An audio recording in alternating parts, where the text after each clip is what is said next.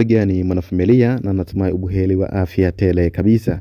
Sasa mwanafamilia, niendelee kukumbusha kwa yule ambaye ndiye mara yake ya kwanza kutembelea kwenye YouTube channel yetu, basi tumwambie ya kwamba usisahau kubofya maneno mekundu ambayo yapo chini ya video yaliyoandikwa subscribe hapo chini, ili uwe kwanza kabisa kupata habari zetu punde tunavyokuwekea kwenye YouTube channel yetu, na pia utaweza kuwa mwanafamilia wa kudumu wa YouTube channel yetu. Sasa ni kwamba mwanafamilia, tukiangazia kunako klabu Young Africans. Sasa ni kwamba baada ya klabu hiyo kwenye mchezo wake wa kwanza wa ugenini kwenye ligi kuu Tanzania bara dhidi ya Mbeya City, ni kwamba mchezo ambao ulichezwa ugenini hasa kwa upande wa klabu Young Africans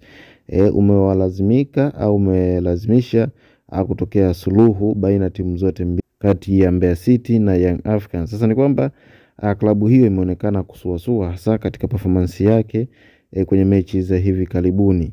Sasa ni kwamba Young Africans wamedondosha pointi 2 na huku Mbeya City wakidondosha pointi 2 na kila mmoja kuondoka na pointi moja. Sasa ni kwamba baada ya mchezo huo kutamatika, yani Yanga dhidi ya Mbeya City, sasa ni kwamba mchezo huo ulitoka suluhu bila ya kufungana.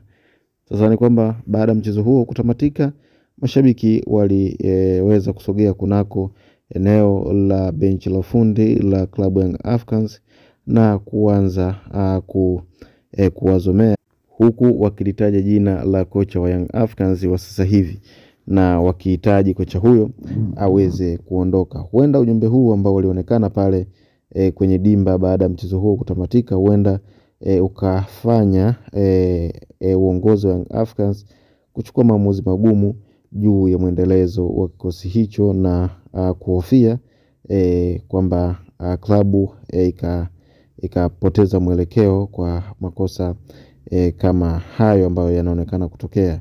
Kwa hiyo ni kwamba klabu ya Young Africans ipo katika mpango mkakati wa kumngoa kocha wake wa sasa hivi, naweza kusema hivyo,